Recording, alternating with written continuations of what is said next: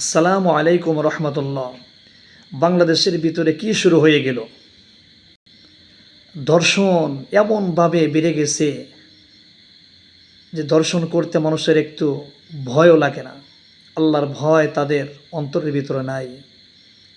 মানুষ ধর্ষণ করতে করতে করতে করতে গুনার কাজ করতে করতে এমন একটা পর্যায়ে চলে গেছে যে মানুষ আর আল্লাহকে ভয় করে না। মানুষ এখন এমন একটা জানোয়ারের মতো হয়ে গেছে। কিছু মানুষ জানোয়ারের চাইতেও খারাপ। যে সমস্ত জানোয়ারগুলা 4 বছর, 5 বছর, 7 বছর, 8 বছরের নাবালিক সন্তানদের সাথে ধর্ষণ করে, এরকম জানোয়ারদেরকে যদি বাংলাদেশের ভিতরে শাস্তি দেওয়া যাইতো, তাহলে বাংলাদেশের ভিতরে তৃতীয় আর জানোয়ার দেখা যাইতো না। কিন্তু বাংলাদেশের আইন এমন একটা আইন, যদিও মুসলিম রাষ্ট্র, মুসলমানদের রাষ্ট্র, কিন্তু আল্লাহর বিধান মোতাবেক আমাদের রাষ্ট্রটা চলে না।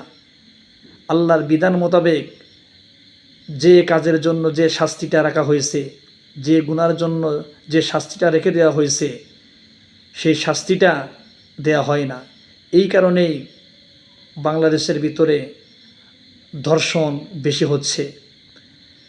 যারা ধর্ষণ করে, যারা ধর্ষক, ওদেরকে যদি কোরআন অনুযায়ী শাস্তি দেওয়া হইতো, মাজা পর্যন্ত অথবা বুক পর্যন্ত মাটি গর্ত করে তাদেরকে যদি বুক পর্যন্ত তাদেরকে ঢাবাইয়া দিয়ে যদি তাদেরকে ইট পাথর মেরে যদি দুনিয়ার ভিতর থেকে বিদায় করে দেওয়া যাইতো, তাহলে বাংলাদেশের ভিতরে দ্বিতীয় আর কোনো জানোয়ার দেখা যাইতো না।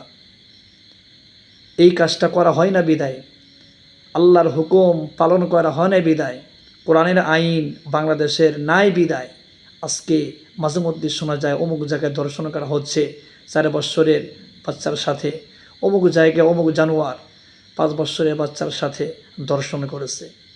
এই জন্য আমি বলতে চাই, বাংলাদেশের ভিতরে এই যে কয়েকদিন আগে 8 বছরের বাচ্চার সাথে যে ধর্ষক ধর্ষণ করেছে, ওই ধর্ষকের বিচার এমনভাবে হওয়া চাই, কোরআন অনুযায়ী তার বিচার হওয়া চাই, তার ফাঁসি দিয়ে মারা দরকার সবার সম্মুখে, যাতে অন্য কোনো মানুষ এই জঘন্যতম কাজ করতে না পারে।